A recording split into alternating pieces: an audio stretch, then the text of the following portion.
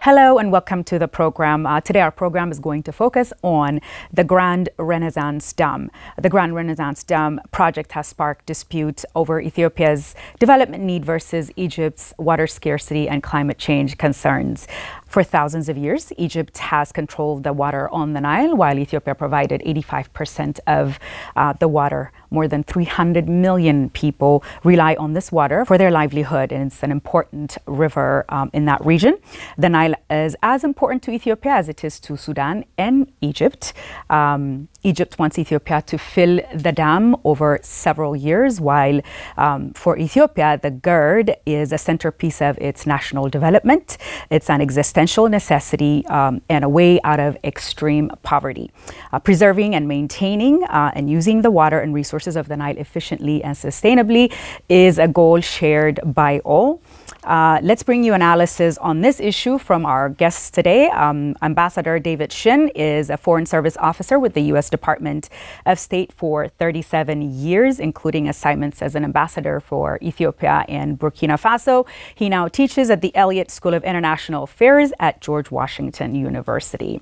Dr. Arayam Salu is chairperson of the Ethiopian Advocacy Network. He is a systems engineer by trade. Welcome to you both. Ambassador, let me start with you. On February 28, U.S. Treasury Secretary Steven Mnuchin cautioned Addis Ababa not to start filling the dam before final agreement between the three countries, Egypt, Sudan, and Ethiopia, has been concluded, which Ethiopia stayed away from a follow-up meeting in Washington.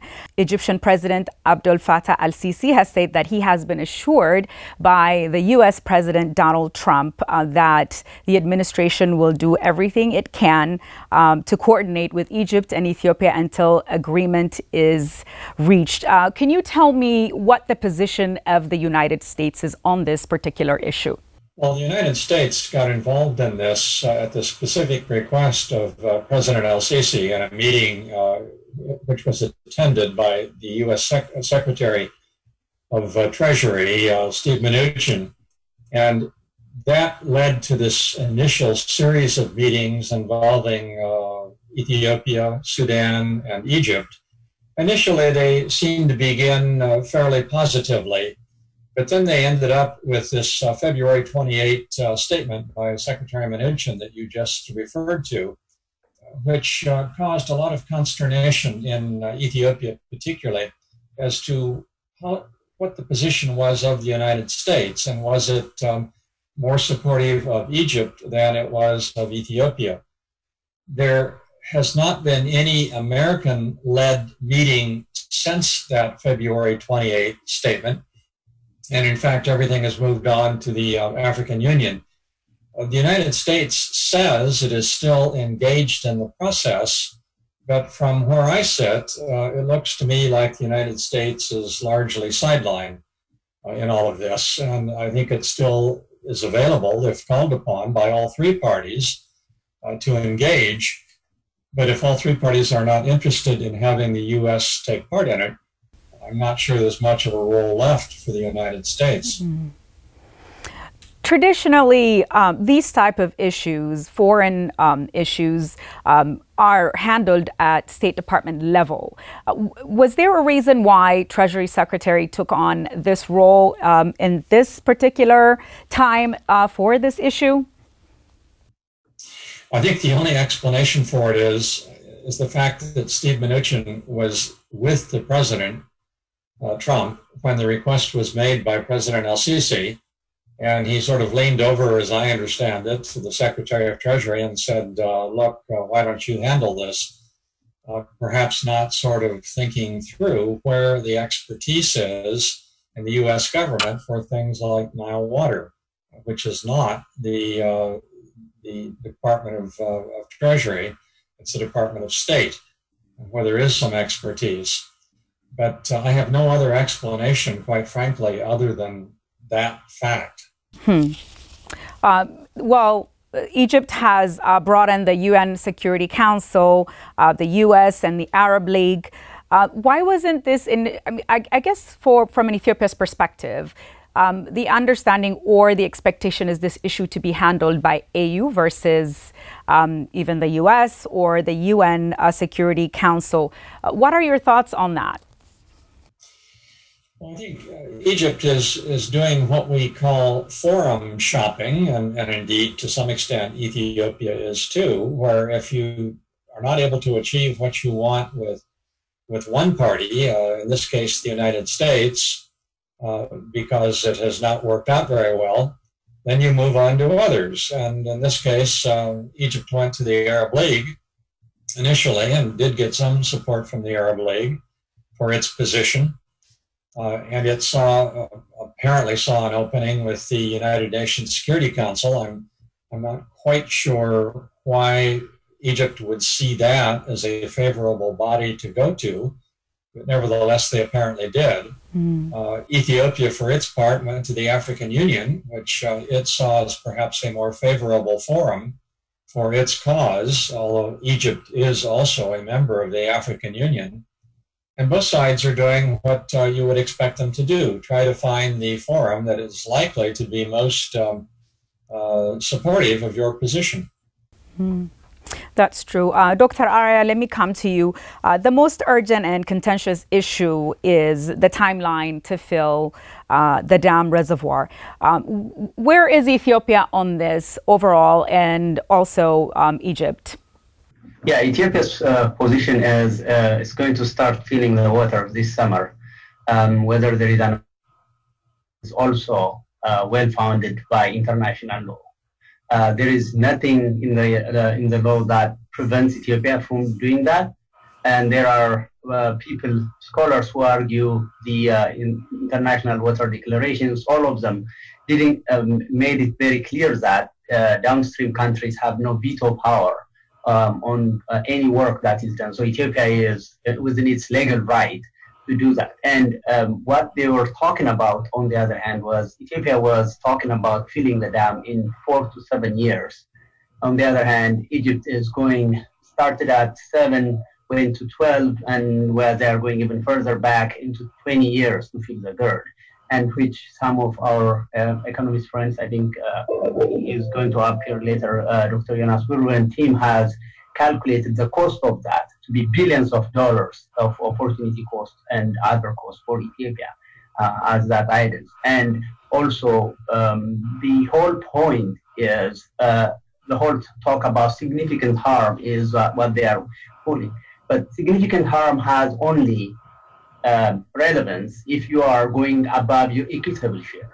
It couldn't be called significant harm if Ethiopia is going to use 5% of the water, 10% of the water. I don't know where Egypt, I just wanted somebody to ask this. How much do Egypt think Ethiopia's equitable share is for the water of Nile? That's, I think, a question that, because it's almost always, they seem to think even a drop doesn't seem to going to Ethiopia, they seem to react every time. But this is, I think, something, like you mentioned, 100 million Ethiopians, out of it about 40% of it in the river Nile Valley. So every now and then Egypt says about what Ethiopia has other rivers. Yeah, but the 40 million or the 50 million Ethiopians in the Nile Valley doesn't have any other rivers. That's what the only river they have. So I think on the filling line, yeah, Ethiopia is going to, its position is clear. It has nothing to do with the agreement about water sharing or anything, the water. And the other thing is, if you don't feel it this summer, when it looks like there is a plenty of rain this year and it's a lot of water, more than the normal year, that's a big missed opportunity, because this, you can fill the water without actually taking the any shares from the normal flow of the what Egypt and Sudan get, because there is a high amount of rain this year, it looks like. So all that reason, the more reason to start filling it this year. Is there a cost for delaying the filling of the dam for Ethiopia? Is there an estimated cost that they put on that? Yeah, there was a number I have seen. It's about $13 billion as mentioned as the cost of delaying the filling of the water. I don't know whether that is for the whole, if you go to 20 years or not. The economists have written a paper. I haven't completely finished it, but that was a big point. There is billions of dollars of costs to Ethiopia for the delay. And I think Egypt had a narrative that has that Ethiopia's timetable will create water and food insecurity. Millions of Egypt's farmers will be out of work. Is the problem scarcity, you think, or are they using their resources equitably? How do you see this? Is this a myth or reality? Well, the big thing about here is there are 2-3 things that have to be mentioned. One, Egypt is not using the water efficiently. Egypt actually is diverting the water without requesting Ethiopia, without talking to Sudan. It's taking it out of its natural course, using 2 canals to irrigate deserts that were not part of the natural course of the Nile. So they are counting all that. And the other thing is they are using old, outdated methods of irrigation. Some studies show up to 30% reduction in water consumption can be achieved if only Egypt uses the most modern irrigation methods available. But instead of investing on the infrastructure of irrigation, in engineering, getting a better irrigation infrastructure in place, Egypt is actually focused on basically bullying Ethiopia, spending money on bullying Ethiopia, and for that purpose, buying billions of dollars of military hardware. That money would have been better spent on improving the irrigation infrastructure. There's also one more point I want to raise there. They talk about millions of farmers. Actually, the biggest land, irrigator land, is actually army owned. The Egyptian army is one of the largest farmers in the country. So maybe it's for them to reallocate the water to the individual farmers than the big plantations of the army. Then people wouldn't lose water. If your water is reduced, then you have to choose the crops you are using, the methods you are using to more efficiently use the water. That's the reality. But remember, we have never heard an Egyptian in the last 20, 30 years dying of hunger. But in Ethiopia in 1984, 1.5 million people died of hunger. So when you realize that they talk about survival, we actually are living it. We have water, and because we were not able to use our resources of water, we died of thirst, we died of drought. But now we are at the point where we will be able to utilize that. They are becoming that. Because it's a question of survival for the people of Ethiopia also. And we have experienced actually deaths from lack of water. They haven't. Great. Well, we're going to take a quick break and we'll be right back. Stay with us. We're back. We are having a conversation about the Grand Renaissance Dam with our guests, Ambassador David Shin and Dr. Arayam Salum. Ambassador, let me come to you. The GERD has also put a spotlight on the Horn of Africa. China, the Gulf states, Saudis, Turkey, the U.S., all have invested billions of dollars on the Horn of Africa, whether it's in agriculture, education, rail, you name it. There's a lot of interest by everybody, and everybody has their own interest that they want to keep. How much influence do you think these other countries have in the negotiation between Ethiopia and?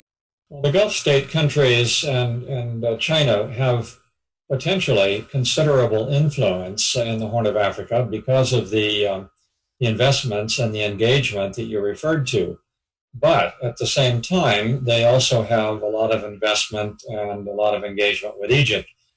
So you have a situation, particularly in the case of a country like China, that is very much torn between how it would play out a problem between Egypt and Ethiopia on the Nile water. It's sort of a similar situation with the United States. Obviously, China, and I think the Gulf countries too, want to maintain close ties with both Ethiopia and Egypt, in addition to Sudan.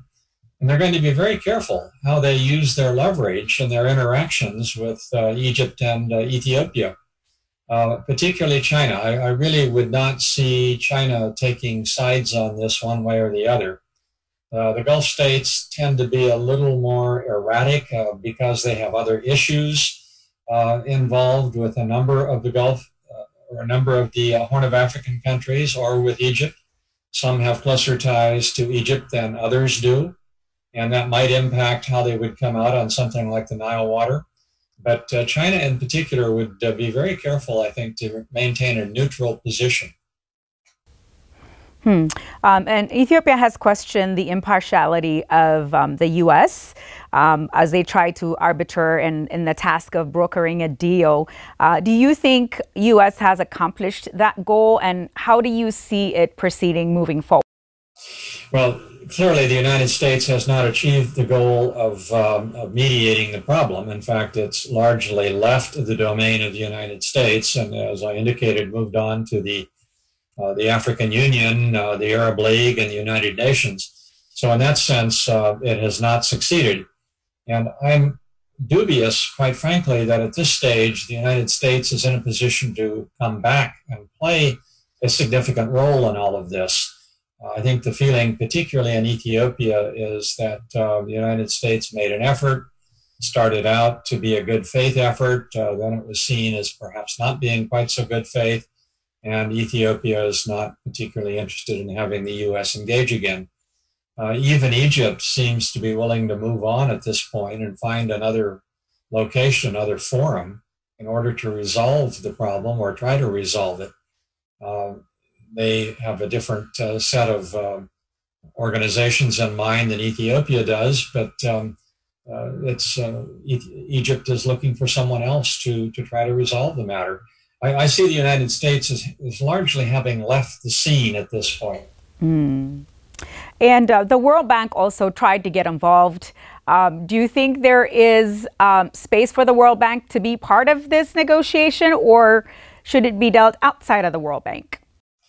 Now, the World Bank was sort of brought in by the United States, and I understand why. I think the United States assumed that the World Bank could bring some additional leverage to bear. It's been one of the primary contributors to the Nile Basin Initiative, and it does have money that it puts into the effort to try to resolve technical issues in the Nile Basin. But this is not something the World Bank normally does. They don't mediate political differences between countries. I think it was always uneasy in this position of being with the United States and trying to broker some kind of good offices or mediation in the early part of this year. I think the World Bank would be quite happy to step back and just deal with the technical side of things, which it can do very efficiently and very effectively. Well, I'm not sure there's that much of a role for the World Bank on the political side of this issue. That's true. Dr. Araya, let me come to you. The GERD is, as we said earlier, is the centerpiece of the national development for Ethiopia. The World Bank has said in 2020, nearly 65 million Ethiopians are in darkness or do not have access to electricity, while Egypt has over 100% electricity access. And this is really at the core, elevating poverty, and it just, if we bring it down to a human level, this is, we know as Ethiopians, women, pregnant women, carrying loads of woods for fire, for light, it's a backbreaking feat to accomplish, trying to have light and trying to have access to, some form, or even to just live their day-to-day life, impacting not only them from a health standpoint, but also the environment. Can you just bring it down to us and what this means, what the GERD means for the average Ethiopian? How is it going to change the lives of average Ethiopian? So there was a very interesting perspective you brought. It's the fact that people don't have electricity in their houses affects so many things. In their houses, not only they cannot, the cooking, the biggest issue we know is cooking. People, for cooking matter, they are going to go gather firewood And so in the process, they carry the back-breaking work of women. Not only that, also the impact on health of that burning, and also the cutting down of the trees, that with the impact on the environment. And actually, if Egypt was smart, this is one of those things where actually it will preserve the Nile for them. Because if the Ethiopian highlands continue their deforestation and it becomes the Ethiopian atmosphere is not such a good one, then you wouldn't have enough rain in the region for the Abai to be filled, the Nile to be filled. So this environmental degradation, preventing it, that will, and each mother, you have seen pictures of mothers carrying these back-breaking amounts of wood for their house and to sell it, and all that will change. And the other thing is schools. Now, they don't have power. Many of the elementary schools in Ethiopia, more than 40% of the schools in Amhara and Oromo regions don't have power, electricity, access to electricity. What that means is basic stuff. These kids are basically learning nothing in their school, but it doesn't even have a light in their classroom, let alone any devices that the kids are going to learn, or you try to power a computer or any of those things. So if you do, you have to have a diesel generator then when you have computers and things like that. So this is, and which has an environmental impact. So these are all the things, and of course there is the big area of economic development in the industry. You cannot develop an industry in any sustained form without having a good power source. In Ethiopia, we know now today there is a lot of browning, rolling power outage and shifts and all that. How am I going to develop if I'm an investor to do a manufacturing anything? So we need electric power. That helps a lot of the Ethiopians to join the workforce, the industrial workforce, if we can sustain an industrial based development. But you cannot do that without power, because we don't have power right now, let alone for industry, just for the cities we have now, like the capital, Addis Ababa. Power is erratic. And what this is telling me is, for the biggest thing I can see is electric power is a source of industrial, any industrial development. So those are the things I think that will create employment as the industries are coming, more employment for people, and that means the people come more into the cities. What that gives you is there will be the more land for the people in the countryside, because right now in the countryside the land is being divided and subdivided into smaller plots as the population grows, because that's the only agriculturist. So that is going to affect people. If you have industry, people are going into the cities to join into the industrial workforce, then the number of the percentage of agriculturalist farmers will remain lower, and they will have enough land to farm. Yeah, so it is, as we mentioned earlier, existential for Ethiopia. Thank you, Ambassador Shin. Thank you, Dr. Araya, for your time. We appreciate it. We'll be back.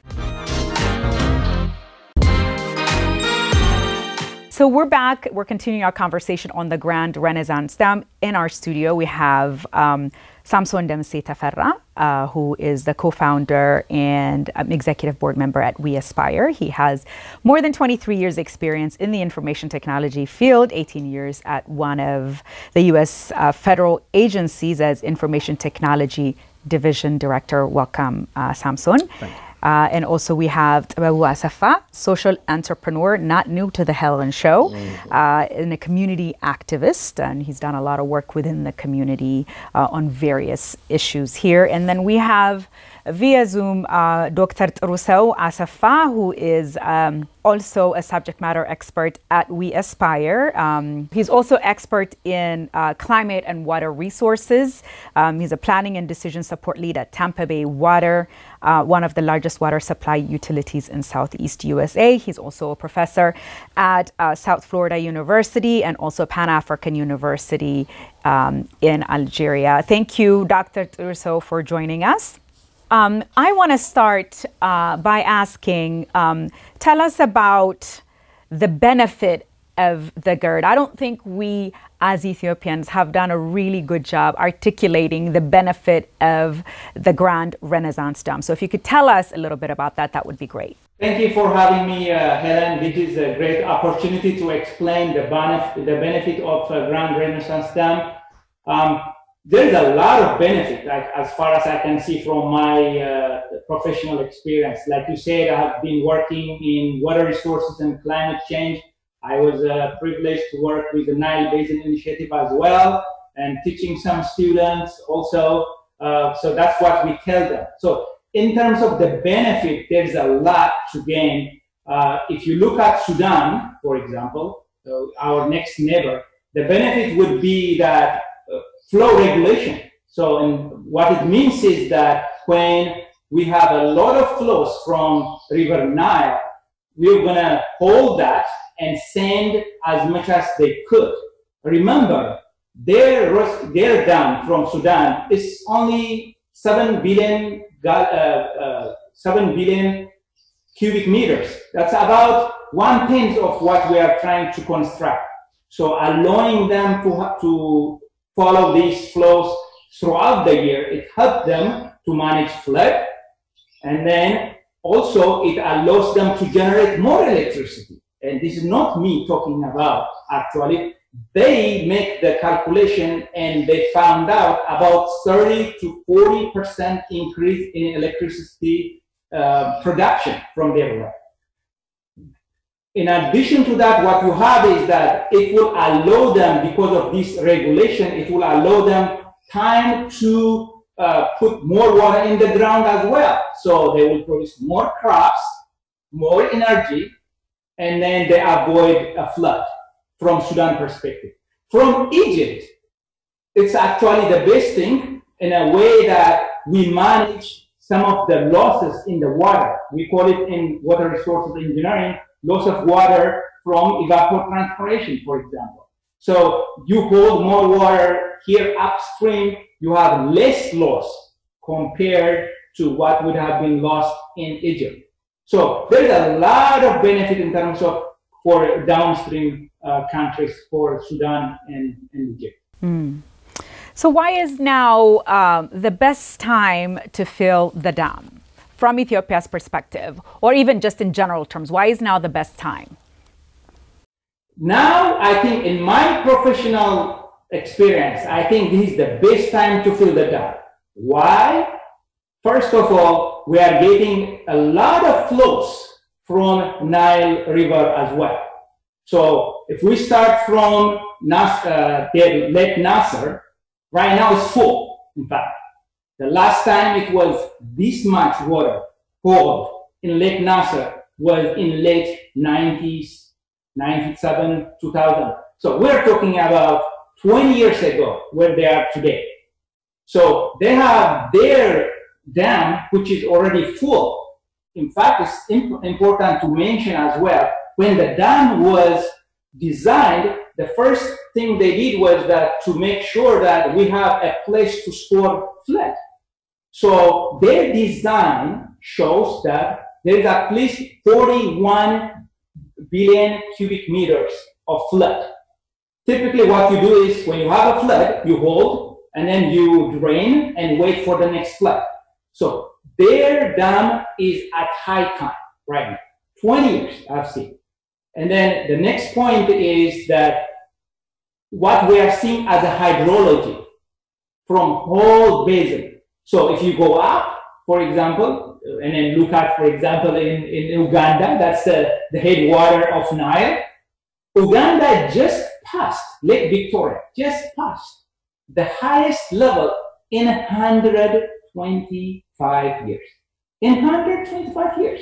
So they have a water which is already record level that they have to divert to Nile Basin as well. Okay.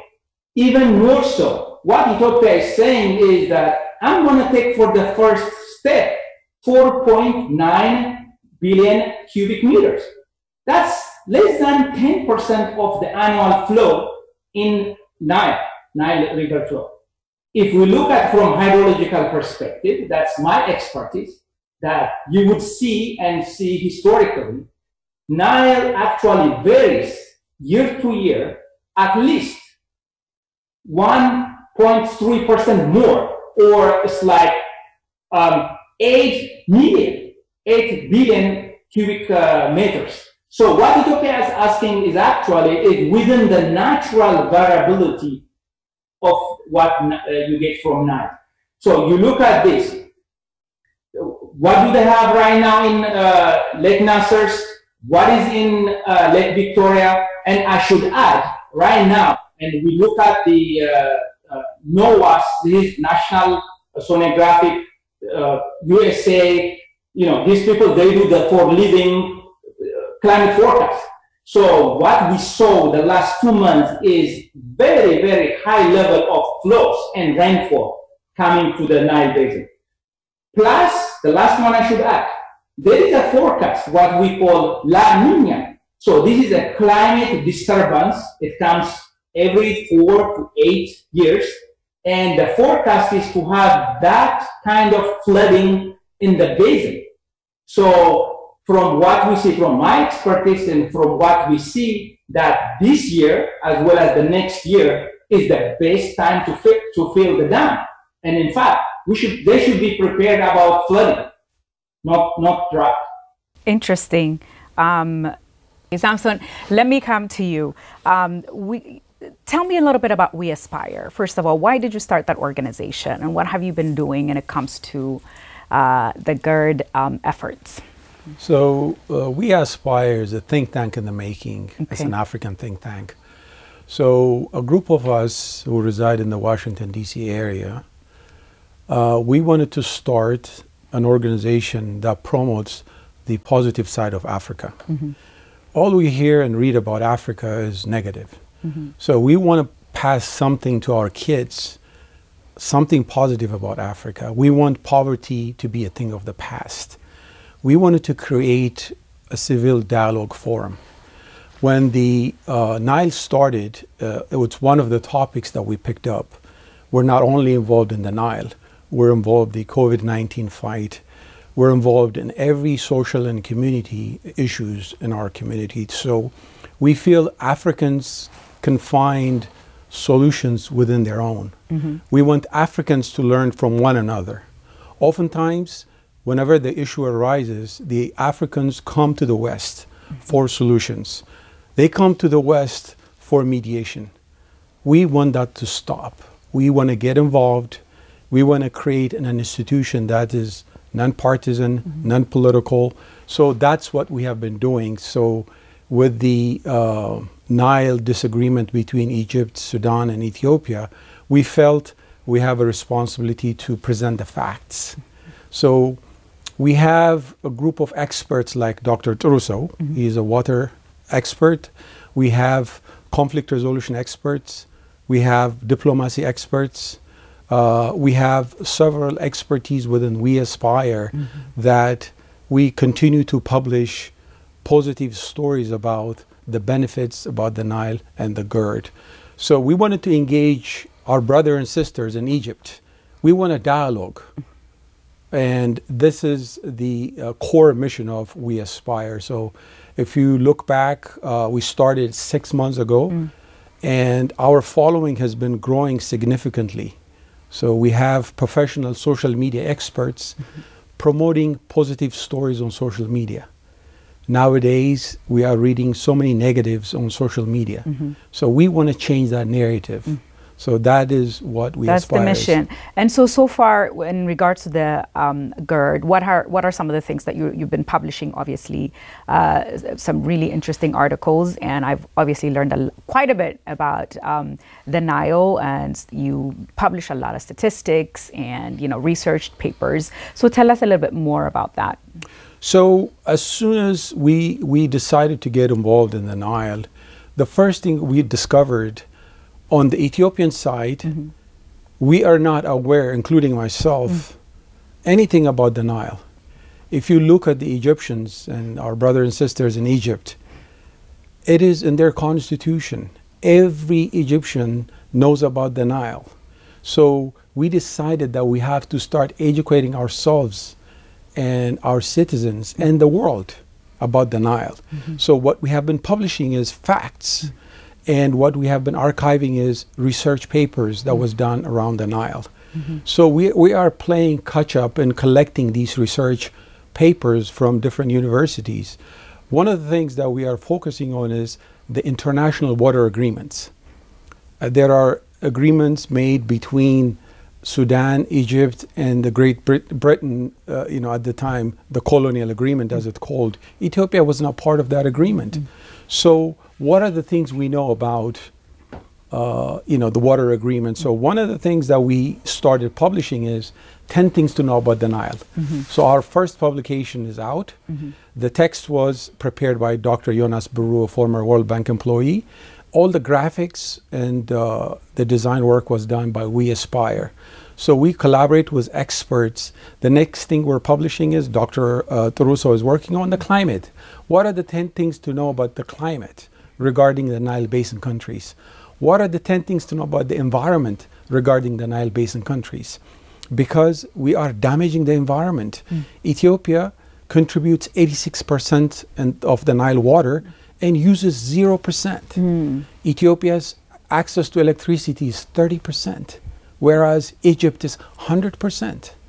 If you look at Sudan, is 60%. So we want to publish these facts for people to know Ethiopia is not trying to harm anyone by building the GERD. It is trying to lift its people out of poverty. That's true. And those are the type of, at the core, these are the type of publications that we've been publishing. Yeah, great articles. So when we come back, I'm going to come back to you and ask what our role as the diaspora is in this issue. We'll be right back. We are back, continuing our discussion about the Grand Renaissance Dam. Tababu, let me come to you. What should be the role of the diaspora when it comes to this issue, particularly, obviously, you can forget about any other state in this Washington, D.C. metro area. There's over 300,000 of us strong, give or take some numbers. What should our role be? How should we be engaged in this issue for Ethiopia? Yeah, that's a very good question, very critical to the whole movement. But first, let me express profound gratitude to what Aspire is doing. First and foremost, as my brother Samson said, we need to control the narrative. We need to create the narrative. Our story has been told by someone else for different purposes. It's been marginalized. So I'm really, really grateful for the work Aspire is doing. That said, the next element, what do we do with that story? Are we going to keep it at home? Are we going to share it with the global world? So that is the issue of lobbying. That is the issue of PR work. Let me talk about the lobby component. As an American, as Ethiopian Americans, what is that we can do? What is within our power? First and foremost, allow me to read out loud. I am an American. I've lived in this land 2/3 of my life. I've invested it, as a matter of fact, to the betterment of the society. In so many levels. So this country owes me. I'm an American citizen. So I sit here, not only as an Ethiopian, but profoundly, I voice my concern on this issue as an American. As an American. I'm close to the issue. I'll come to that. But first, let me read out loud the objective of the American foreign policy agenda. It's very, very important. It is to build, sustain a more democratic, secure, prosperous world for the benefit of the people of America as well as the international community. On every level, the stand the Trump administration is taking is against this core principle. And America is a superpower. And this, if this is not respected to the every word is not respected, the whole geopolitics of the world can be broken into pieces. So that said, as an American, in fact, the role of the diaspora is to tell their friends and neighbors, Americans, this is against the interests of America, short and long term. And this is a very dangerous act that what the Trump administration is taking, putting a scale putting their finger on the scale for the short benefit. It is a very dangerous move, very dangerous move. So what I want the Ethiopian diaspora, the African diaspora, is to lead the voice, to mobilize the voice of Americans. You know, the power in America, lucky, you know, it's divided into three parties. There is the executive part, the putting the scale, the finger on the scale is on the executive side. So we have the power to mobilize the voice of the U.S. Congress to put a check on this dangerous move. So what is that what we can do? With taxpayers, with voters. The representatives of the U.S. congressional representative are there to serve our interest. So what I advise our Ethiopian diaspora, our African diaspora, this is not good for America, this is not good for the people of the region, the people of the Nile. And their political, economic stability is at the very core. So for the benefit of the people of the Nile, not only Ethiopia, all the people of the Nile, and the world, because that's a very strategical point in the global world. So what we need to do is, first and foremost, tell our neighbors and friends, using the material produced by Aspire. It's very informative, very concise, very precise, very fair and intelligent. So use that material, use that content to teach our friends and neighbors and co-workers to galvanize their political support so they can write their representative at the U.S. Congress, both on the House and the Senate side. If we can do that, and if Ethiopian diaspora nationwide their effort is coordinated, tomorrow, let me just say, if all the Ethiopians who live in the 50 states pick up the phone and call their senators, deliver such a powerful message, and then their members of Congress and deliver such a powerful message, and articulate the fact that what the Trump administration is doing is, again, is the interest of America as well as the world. And if all those representatives share our concern, literally we have 1/3 of the power. That's true. That can put a check on it. So my short message, we Ethiopian Americans have to think like an American, not even an Ethiopian, because that is a bigger political capital, and use our force, our political capital, to mobilize our friends and neighbors and family to voice a concern. This is a very serious issue. That's true. Yeah. That's true. And I think, you know, you mentioned earlier, I almost feel like the whole narrative has been diverted so one-sided. And I don't think we as Ethiopians really articulated what this means to us and what it means to the region. Not just this is how Ethiopia is going to benefit. But I felt like the narrative was hijacked in a completely one-sided way. And so we've got to figure out a way how to really present the facts. And these are the facts. These are the benefits of the GERD. And so if you can tell me, what should we do to change this narratives? What are some of the things that even the media can do to basically present the facts the way it should be and not be one-sided?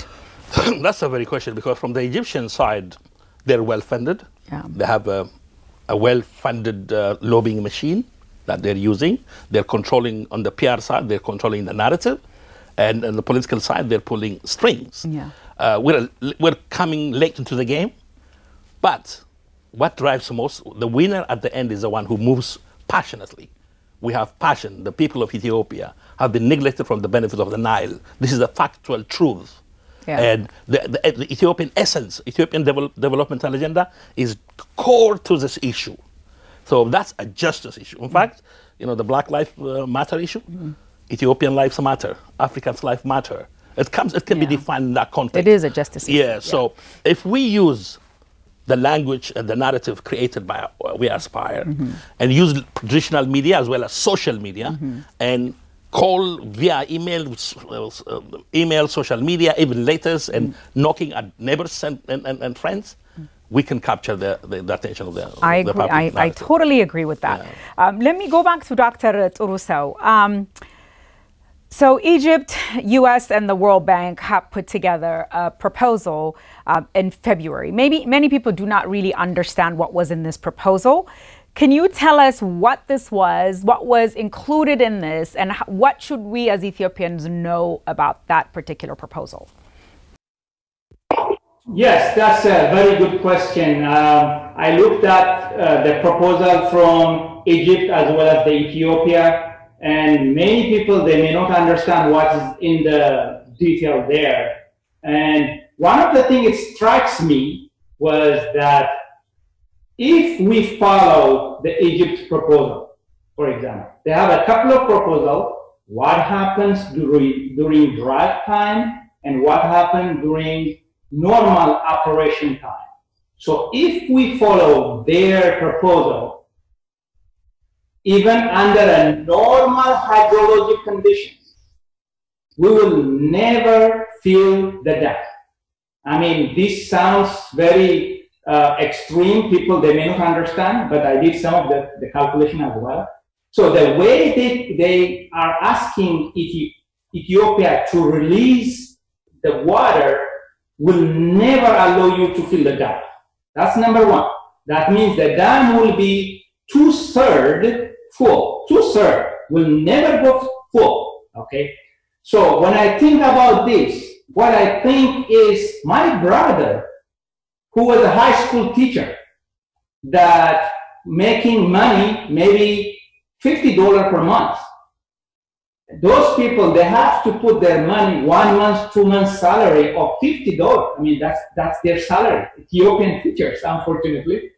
And they build this. What it means is that if we follow their proposal, that 1/3 of it's just waste of money. Later on, people can explain us as well from economic perspective, but I can tell you from hydrologic perspective, you will never fall. So why do you build a dam that you will never fill? That's their proposal, one.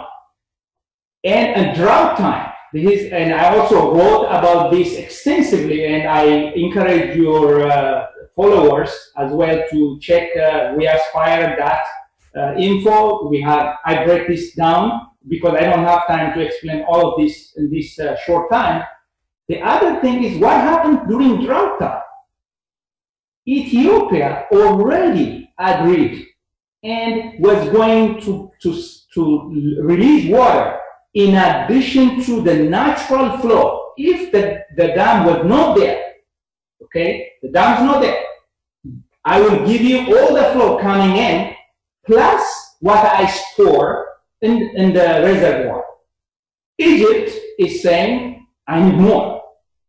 And one of the things which is striking for me is that for 4-year, 5-year drought proposal they have is that they ask you so much, you probably need a project to take more water from somewhere else. I don't know where we get this water. I mean, it's insane if you look at it from hydrologic and water source perspective.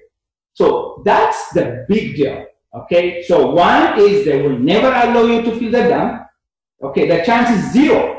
It may even in 1,000 years, you are not going to fill the dam. That's a big deal. It will be only 2/3. And second, they want you to give more water dry time that you may not have it. So you have to borrow water from some other, watersheds. That's another one.